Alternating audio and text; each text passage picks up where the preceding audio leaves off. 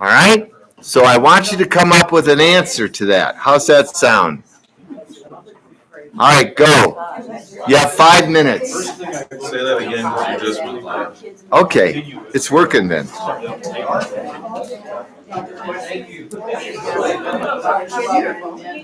the question again. Okay, so the question I asked, for those of you who are viewing this, the question I asked the group was to talk about what's the relationship between the topic of divorce and why children are welcome to Jesus, and he says, to such as these belong the kingdom. So there you go. Take that for a few minutes and discuss it.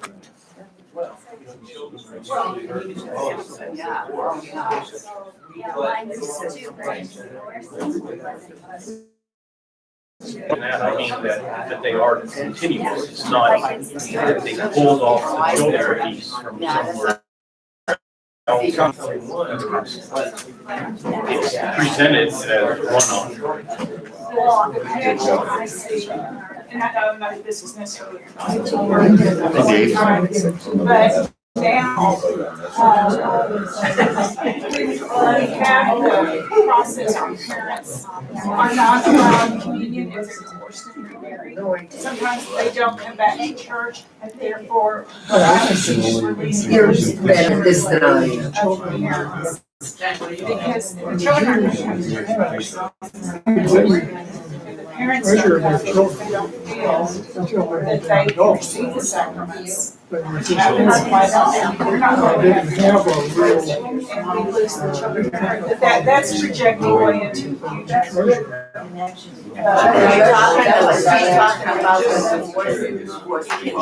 Let me give you a little hint, okay? Let me give you a hint. Beyond that, into the early. A little hint. Farming. A little hint. Okay, hints. Okay, Get a hint. this is the section on discipleship. Jesus is trying to teach his disciples about what it means to be a disciple. So therefore, you've got to put these stories within that context, okay? They're not just independent little, ideas. They're within the section that Jesus is taking his disciples deliberately aside in the house, teaching them, this is what you need to know about being a good disciple. So if we look at these two issues about divorce and remarriage and the issue about welcoming children, there's some kind of lesson about discipleship, okay? So it's not just kind of any random connection, it's that we're looking at it from a context. So the lesson is about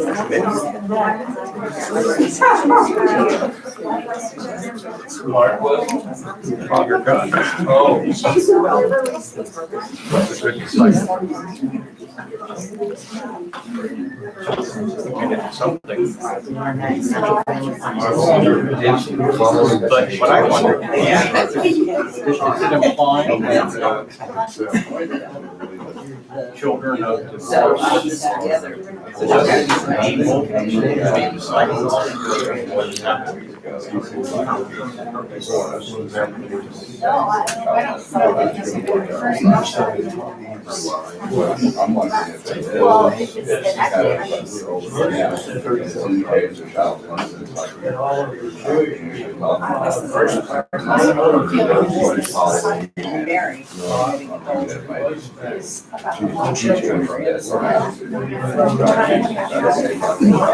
They're not trusting. I don't like his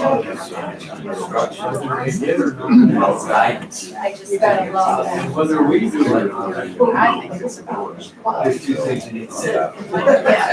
Also, teaching them what to do. I'm at a loss. In the Old Testament, Moses allowed. When I say to you, it's not accessible. But Jesus is saying no. My message is that it's not. And that the children are very important. So it's not marriage and children all together. I'm having a hard time. He said they are no longer just something you have, and So he told us that we'll take care of him.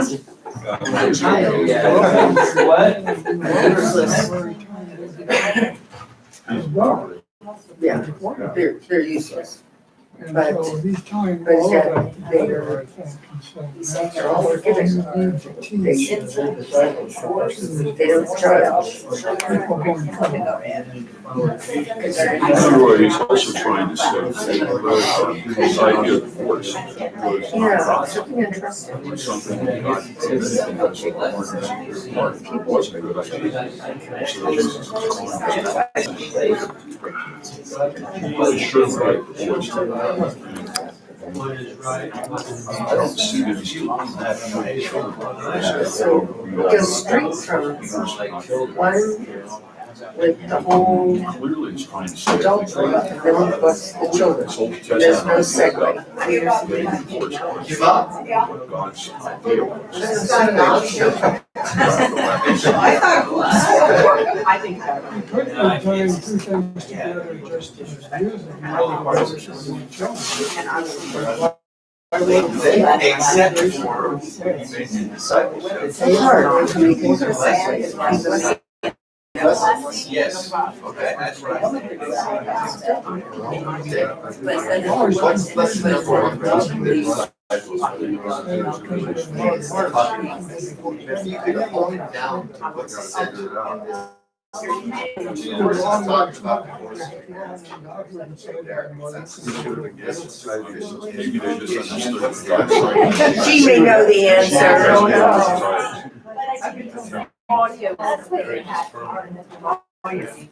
Bigger than that. Bigger than the idea that marriage is for. Well, you're gonna get your exercise. Spread it. Right is right and wrong is wrong. People who are wrong in the past, they overlooked it because they were what they were. It's a dog. Okay, so what makes us do wrong or right? Nothing, and now Jesus is saying, oh, Uh, they are important. God's teaching. Essentially, God decides what's wrong and what's right. What is intended to God asks us, it asks us to sometimes It's like that in suspend Africa. We're gonna have that. our own desires or attitudes We're there picking us up. And surprisingly, that Talk about the conversation. this lesson about divorce and marriage is really a lesson on how do we conform to God's commands? Do we conform our lives to God's commands as we're children of God? Those with our loving relationship. This is something else. Do you see a connection there? A child is welcome. tourists, Why are yes. they? Tourists don't come to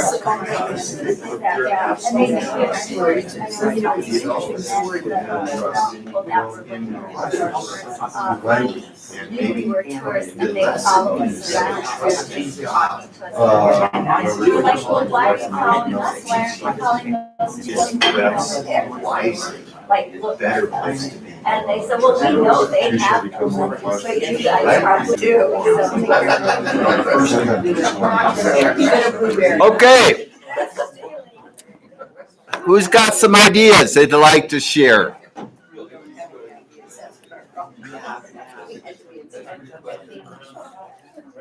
Anyone? Is it just too hard? Who said that? Thoughts? Well, it's the only thing I could come up with, maybe off base. Children are innocent, accepting and loving and trusting, and therefore they accept the kingdom of God. Mm-hmm. And those who get divorced clearly are not following Jesus' words here. Okay. And are saying that they're not trusting God to get them through this situation. Mm-hmm. And they're trusting themselves, and so they're taking it upon themselves to get a divorce. He answered the question, I think, beautifully, you know? The issue is a disciple is one who trusts. And that trust has to be absolutely childlike. And that trust pertains to God's teachings and what God desires of us. And what God desires of us is actually good for us, even though at times we don't want to do it. And we want to do it our own way.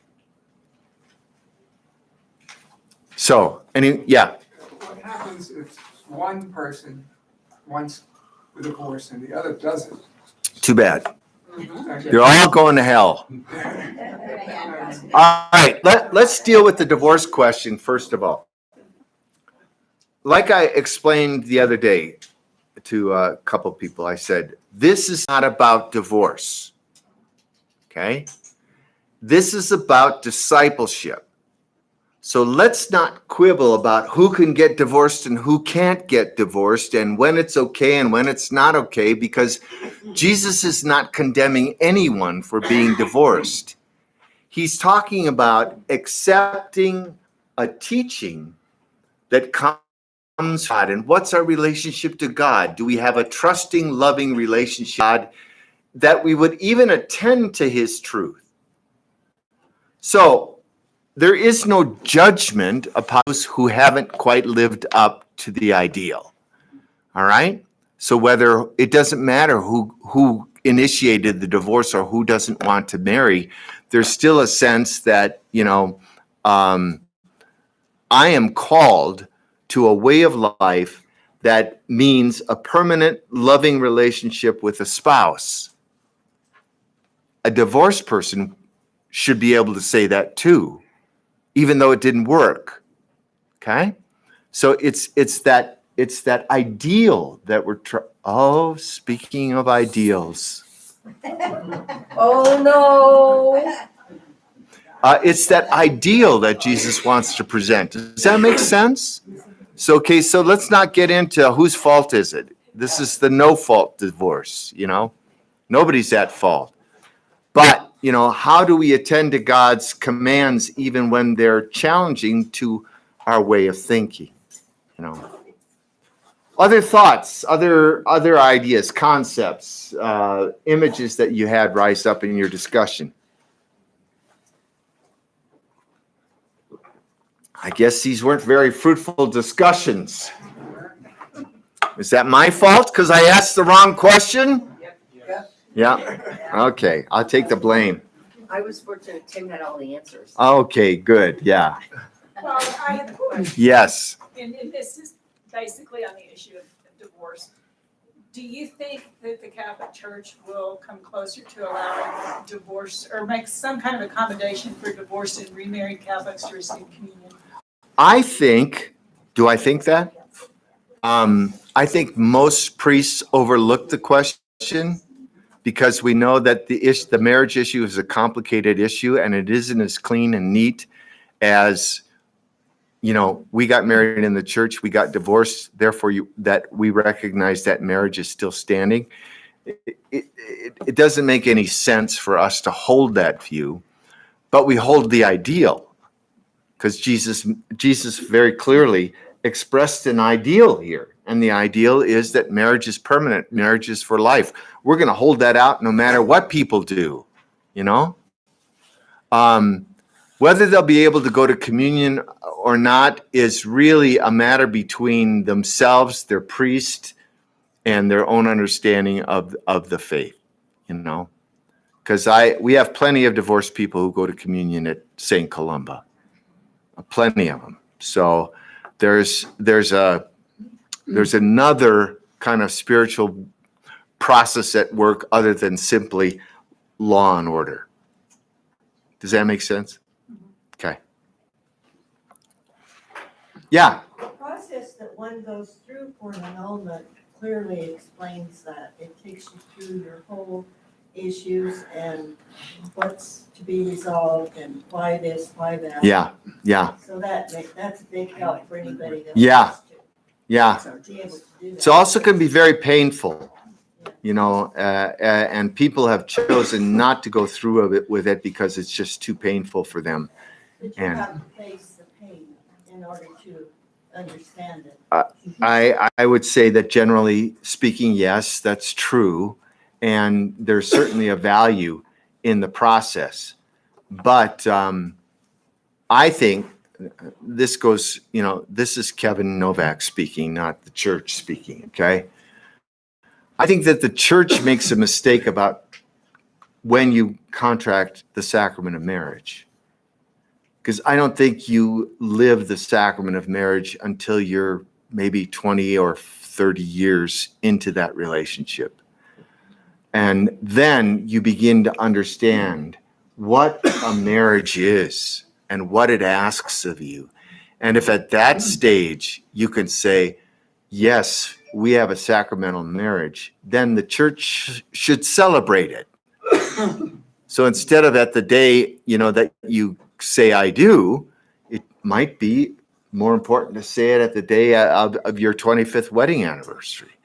Yeah, we're going to be assigned to the faith community because we've lived through the ups and downs, the rough places. We've had to discern and correct our own vision and our own understanding, move out of our selfishness into a self-giving relationship. Finally, we've made it to be a sacrament. So let's celebrate that, right? I mean, what newlywed couple has got the sacrament of marriage down? None of them. None of them. Yeah. Well, and I was gonna say, I went for an annulment, and I was gonna say that, when you get your marriage annulled, basically you're saying, part of what we were saying was that one of us wasn't, I guess, I don't know if I'm phrasing it right, but like completely committed to the union when we married. Yeah. Who can say that? Right. Right. Who can say they even know what's Yeah. to come? Right. How you change emotionally and mentally as a person. Right. Right. Yes, I do. What? No, okay. Secret. Okay. She said, I know about that. Okay. In light of the fact that you said this was a discipleship approach that Jesus was taking to teaching, wondering if he also was correcting the notion that divorce was okay, and that children are to be loved and not just there. Could that be part of it too? Oh, yeah. Wanting the disciples to teach that? For sure, he's correct. He's correcting a false understanding of marriage. He is doing that. But, again, it's within the context of how do I help my disciples understand what it means to follow me? Again, it's also appreciating and valuing children for their own sake. But again, we want to see this in the context of how does this help my disciples understand what it means to be a disciple? Okay? All right, let's go dig into this a little bit. All right. So the first thing we got to do is address who are these Pharisees and what's their role in this all? Pharisees, does anyone have a good answer for who the Pharisees are? Do you know? Come on, Michelle, you've been coming to this for 8 years. Let's. I always get confused as to which is which. Okay. Were they no, they weren't The Pharisees do not believe in afterlife, and the Sadducees did. No, just the Oh, I opposite. got it backwards. Yeah. Sorry. But that's not really, that doesn't tell me who they are. They're, That just tells me what they believe. Who are they? religious body? yeah, religious leaders. Okay, they're not a body, and that's pretty much, that's kind of important. That they may have some familiarity and cordiality with each other, but they don't recognize themselves as a body. Instead, as individuals, what's their call? Scribes are lawyers. Scribes and the lawyers. Okay, scribes are the lawyers. Different group. That's why we can talk about in the Gospels the Pharisees and the scribes gathered with Jesus. So it's not the same group. Pharisees are they priests? No. They were the lay people. They were lay people. Well, you did remember something. Okay. These were laymen. What was their intent? What did they want? What did they do? Obey the law. Okay. So they put the law at the center of their relationship to God. Okay? So theirs was a strict legalism. Do these things and you will have a right relationship with God. Okay? Do all this. It doesn't matter what else you do, but, do the law, fulfill the 613 commands of the law, and you've got a good relationship with God. Now they're questioning Jesus about divorce. So the first thing we have to understand is they knew the law about divorce, right? These people are experts in the written law. Experts. They know every tittle and dash. They know everything about the law, and they know what Moses said. The controversy then is an entrapment, because they're not really interested in Jesus' answer. They know the answer, but they want to entrap Jesus by exposing him as opposed to the law. He's opposed to the law, Jesus. So, can you think of another example where Jesus opposed the law? He worked on Sunday. Who said that? I did. Who's? Oh, Raise my hand. oh, okay. I'm sorry, I don't have good vision these days. So he worked on Sundays. Yeah, on the Sabbath. What did he do? He cured people. All right. Thank you. So he disregarded the Sabbath laws about curing, healing. And washing their hands. Okay, that's another one, the purity laws. Right.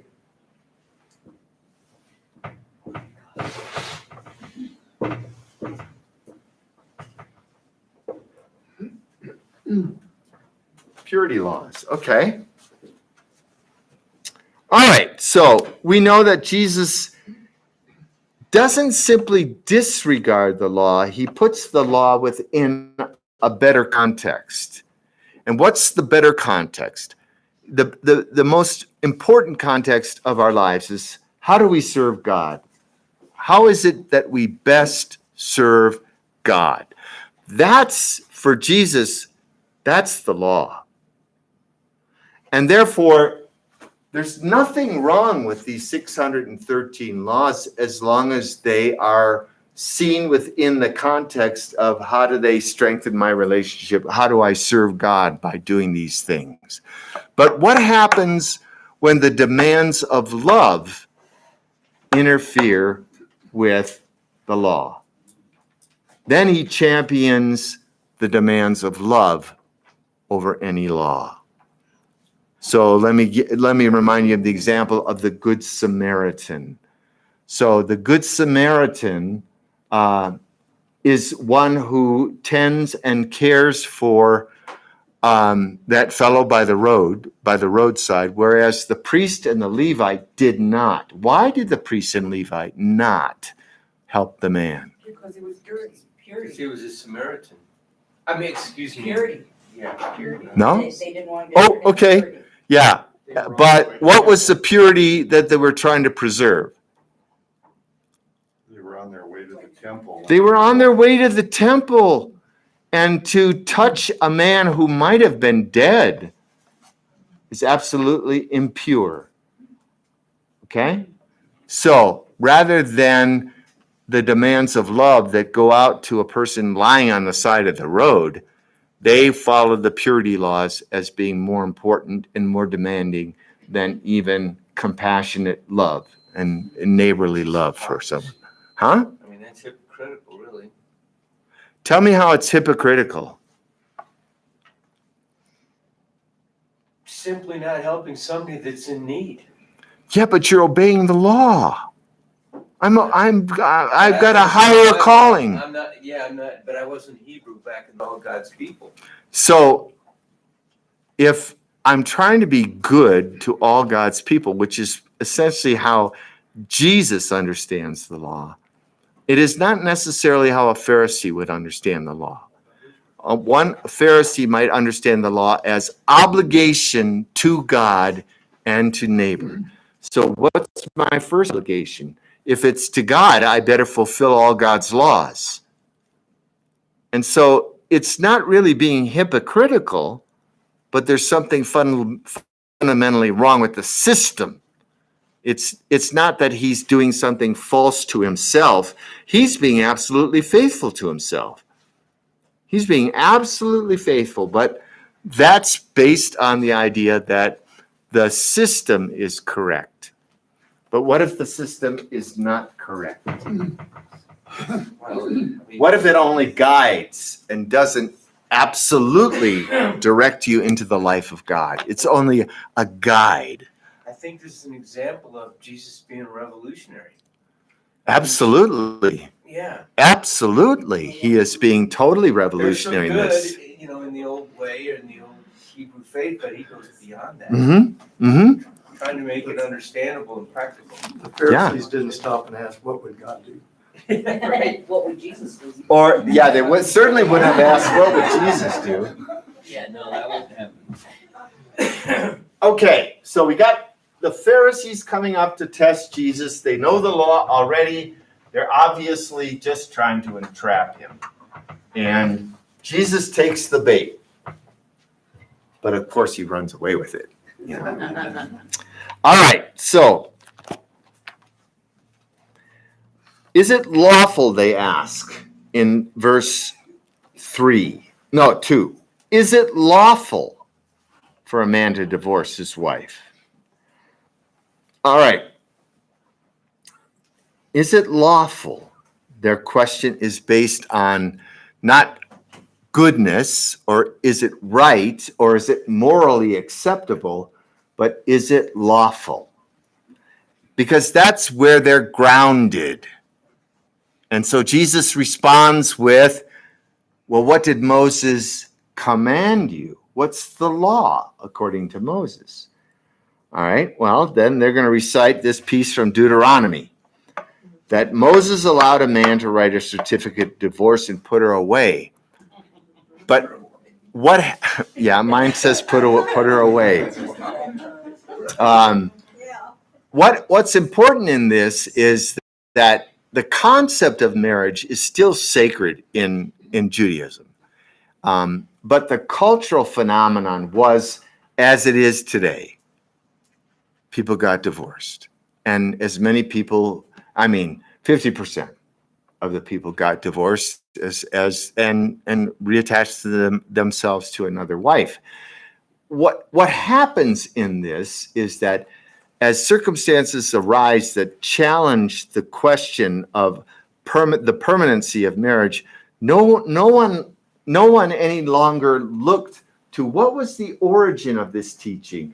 What is it about? What does it preserve? What is it for? Why would God command this? Jesus decides to take them back to Genesis, okay? Yeah, quote to me Deuteronomy, and I'll quote to you Genesis. Which has more authority? Genesis came first. Yeah. Genesis, yeah. So if we go back to Genesis and Jesus quotes the book of Genesis there, then he trumps the decision that Moses made in the book of Deuteronomy about conceding to the possibility of a divorce. But this idea of calling people back to their sources, calling people back to the origin of their life, the origin of human life, and look at the origin of human life and what God's intentions are, never mind what happened in the meantime, because we could be all mixed up. But if you go back to the origins and you see what God had intended from the very beginning, then you have a good understanding of why Jesus does what he does. Okay? So he recognizes that Moses allowed this, and he rightfully identifies the fact that, yeah, Moses allowed it because you people are stupid and you don't follow the law. But I'm telling you that there is a deeper, more important law that is binding on you, and that is the relationship out of which you were created from the very beginning. You were created to be in a permanent relationship with a spouse. Okay?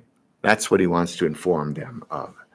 He says it's because of your sclerocardia. Sclerocardia, the hardness of your hearts. Yeah. That, you would choose this. And so he quotes both from Genesis 1 and Genesis 2. At the end of Genesis, okay, there's 2 creation accounts, right? 2, not 4. 2. One is according to the tradition of the 7-day creation account, the day after day, and God saw that it was good. The other one begins after creation after there is already a garden. And in the garden, a river springs up. And out of the river springs up life. And the garden is the center of life. And then God took the mud, and God created them. Male and female, he created man. The second story tells us about he made them. That is why a man should leave his father and mother, and be joined to his one wife, and the two shall become one flesh. So you got to see in Genesis 1 a very organized a flowering of creation. Number 2 is what we call anthropocentric. It is focused on the human race, not the whole cosmos. So the second account, what's the human race all about? Where did we come from? How are we partnered? Why are we partnered? We're partnered because God designed it that way. Okay?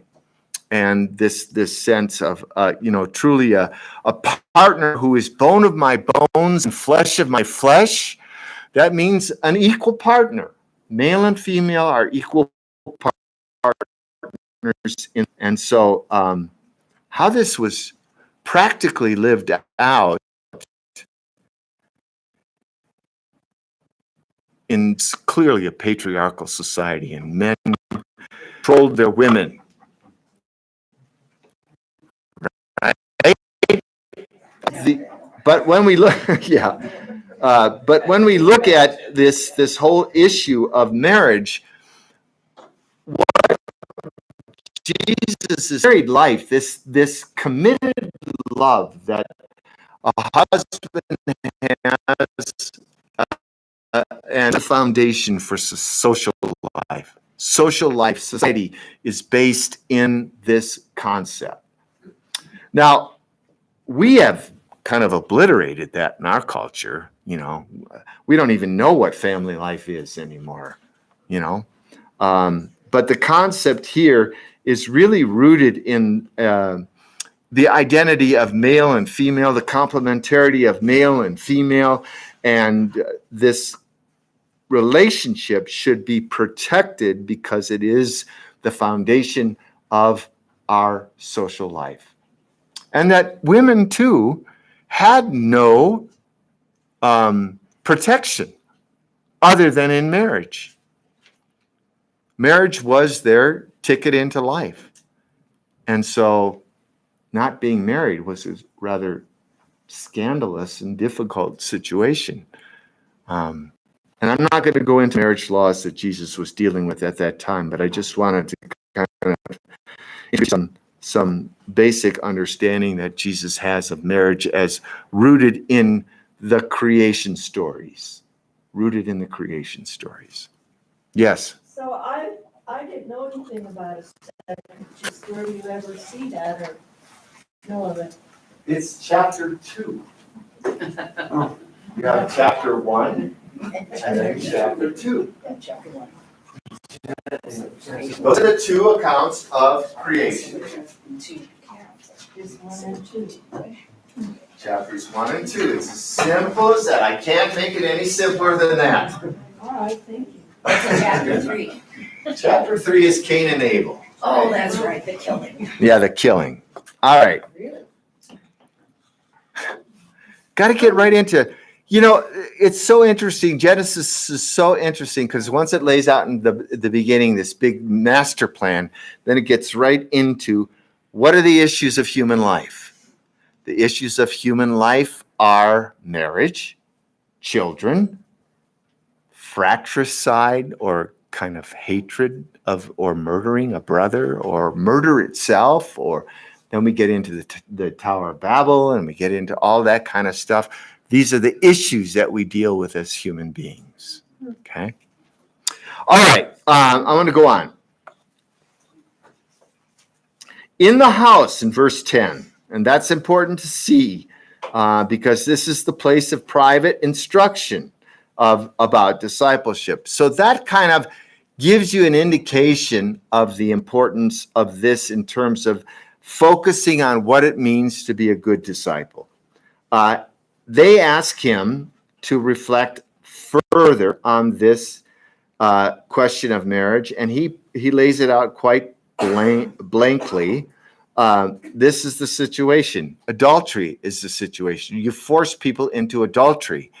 And that, we know that that's against the sixth commandment. It's very clear that if that's what you're doing, that's very taboo. All right. But again, the question is, how does a disciple, as a disciple, understand how God teaches these difficult things about the truth of our lives? The truth of our existence is embedded in here. So how do we pay attention to that and not just do our own thing?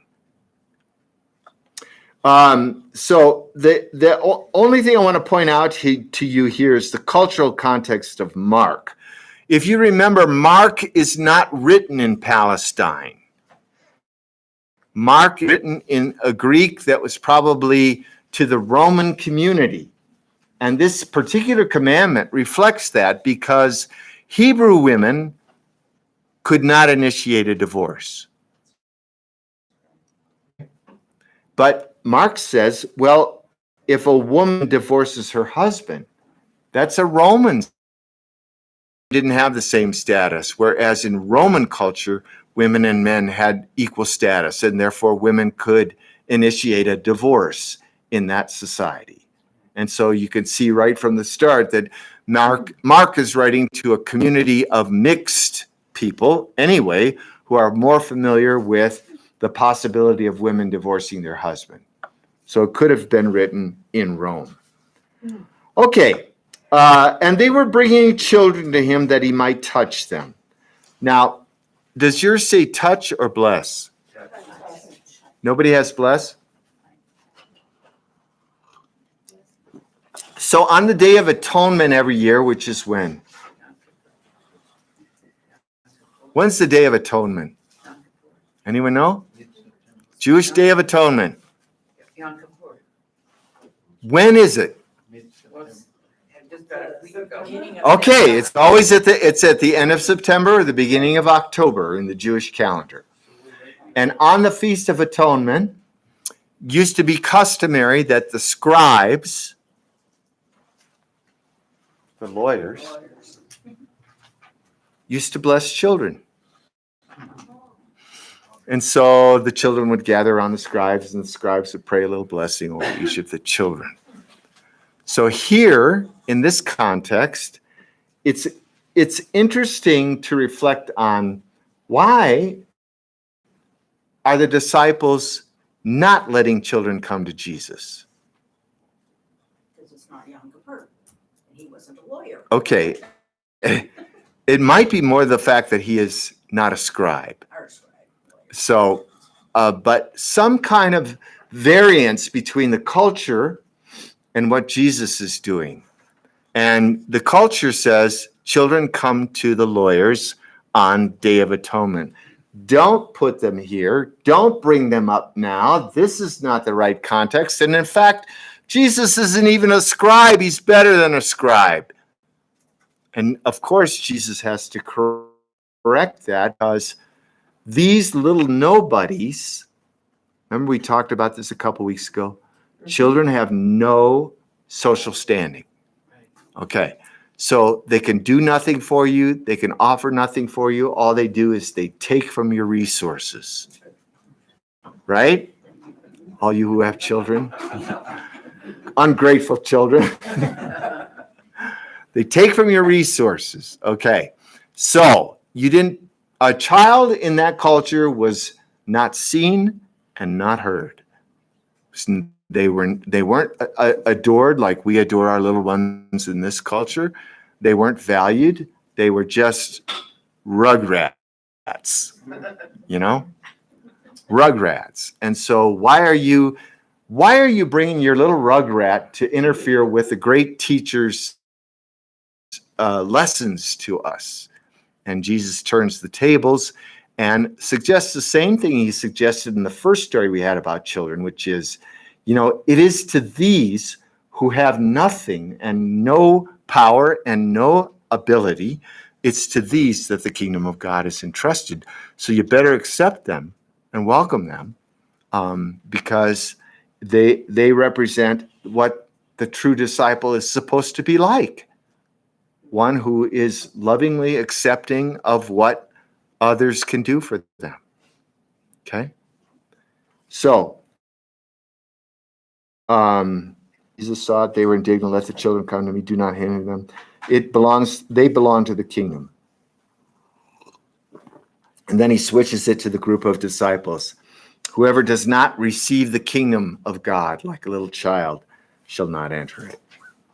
And then he, despite their protests, continues to lay his hands on them and bless them. All right. Any thoughts, questions on the gospel today? No questions? No comments? All right. I have a comment. It just seems like Jesus had a lot to teach the disciples. Yeah. And I have mentioned this before, but we'll remind you again that the Gospel of Mark is sparingly difficult with the disciples. They show obtuseness constantly at every turn. They just do the wrong thing. They're sending the kids away. Once again, they're doing the wrong thing, So you'll see that again and again, which just shows that they're not going to for his death and resurrection. Okay, let's take a look at Genesis, because that's where this reading comes from.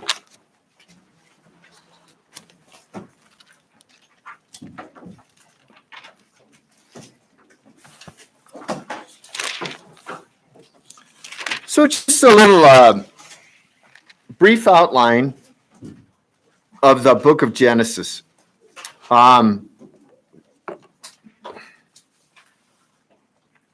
The first 11 chapters up to 11:27, the first 11 chapters of Genesis are a basic kind of collection of stories about to the place that we're at. How did this all come about? And so you got to start with creation, beginning of men, and then you've got to start with, well, where does the rivalry and the friction come from in our midst? And you begin to explore that basic decadence of human being as they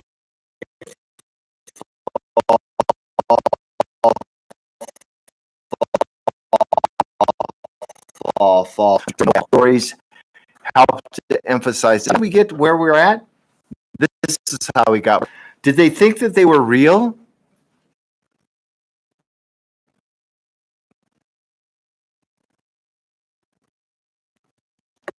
Like, did the people? Okay, anyone else? You thought the people thought that they were real? Yeah.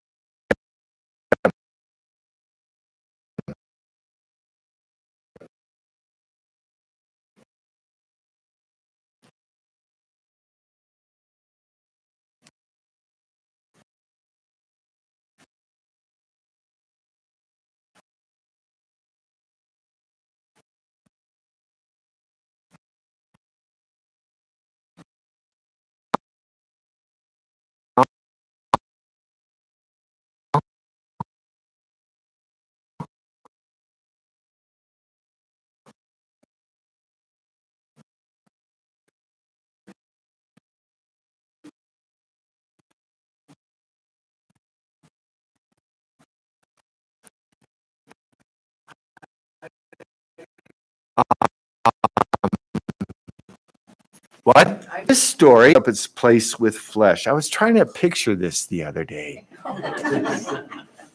What would that look like? You know, where was this other rib? Surgery. Yeah. In the hospital. You know, or what did human beings look like before God removed that extra rib? You know? Yeah. All right. What's the point of this? That he took the rib and built the rib up that he had taken from the man and to a woman, and he brought her to the man. What's the point of this? What? Equality. Equality? Okay. Anything else? This one at last is bone of my bones and flesh of my flesh. What does that mean? Oneness. Yeah, but let's. A likeness to God. No, they're not image issue. I mean, with God, they're related to God in image, but not in this particular. What were you going to say, Sabina? They're connected. More importantly, bone of my bones, flesh of my flesh. They're one. What? They're one. Yeah, but what's the bone and the flesh about? United. Because bone means strength, and flesh means so. Bone of my bones, flesh of my flesh. This is a person who is equal to me in my strengths and in my weaknesses. Okay? Okay. I say okay. I answer myself.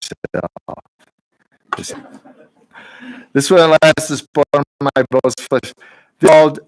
Okay, this is really fun. The word for man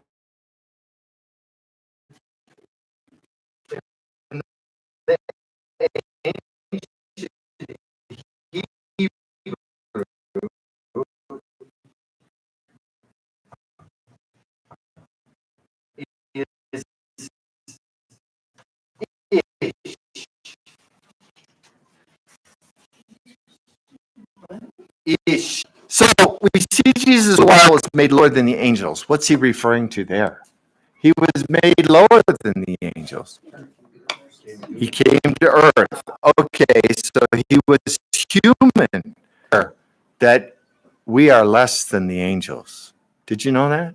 Yes. And yet all creation was intended for us. It's a marvelous concept. Crowned with glory and honor because of the suffering of death. How does that bring him glory and honor? His suffering and death? What? Because he conquers death. In his suffering and death, he conquered death? Well, in 3 days he did. Oh, well, that's the resurrection. Right. All right. So, well, how does he conquer death, sin, in his dying? He did it and once for all of us. You know, so How does that work? Why do I get to ride on his suffering? if I follow his law. But his why? rules, because he loves us. Yeah, I know that, but Okay, all right. I'm not expressing I myself. don't know what you're asking me. Yeah. So it is through his suffering and death that he has won for us atonement or salvation or redemption or justification or glorification or any of St. Paul's words that you want to choose. Somehow he has won for us in this act our unity with God. How does that happen, though? No, it's my You people have been listening to the jargon of the church all your life and you don't get it. Okay, so the issue is this incorporation that as he is a human being, he has incorporated human life into himself. And in that, in his giving over of his human life to the Father, he is given the fullness of life, the divine life, the complete transformation and glorification, not of himself, but everyone he has assumed his connection with. So in the sense that we are all bound together as human beings, we share in this common human life.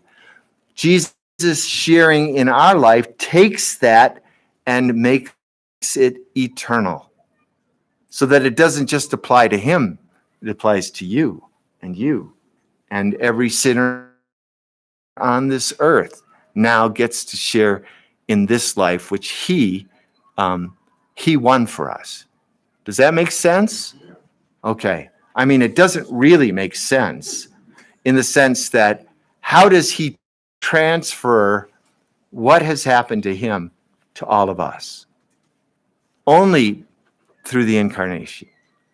Only through the incarnation, being one with us in the flesh, does he incorporate us into salvation. It's a hard concept, but I just wanted to introduce that to you today. For it is fitting that he, for whom and by whom all things exist. That's a very important statement. So it's repeated in the beginning of the Gospel of John. In the beginning was the Word, and the Word was made flesh, and through all things came to be through the Word, and nothing came to be without the Word. That's essentially what he's saying here. By whom all things exist, in bringing many sons to glory, should make the pioneer of salvation perfect through suffering.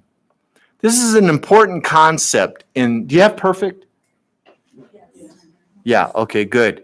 The concept of being made perfect. You remember the Gospel of Matthew where he says, be perfect as your heavenly Father is perfect? No?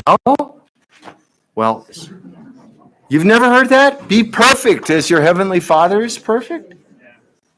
Gosh, it's been the scourge of my life. I'm trying to be perfect ever since perfection is to achieve the end that we were created for. So it doesn't mean somehow no faults, no mistakes, no failings. It means to achieve the end for which we were created.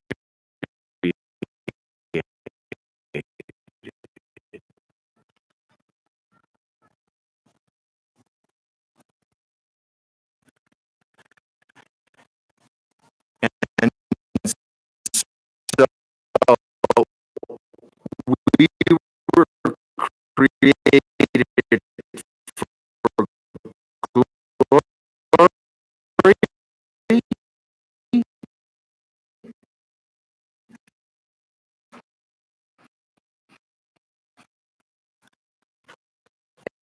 And so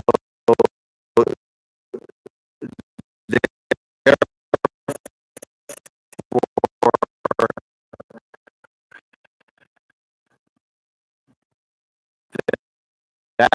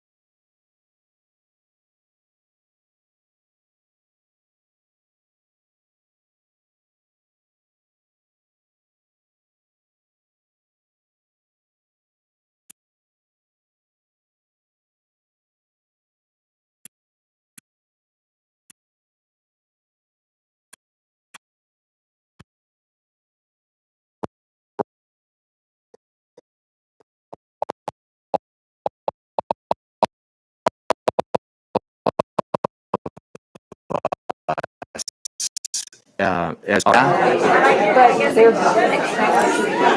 science. You can't trust science. Yeah.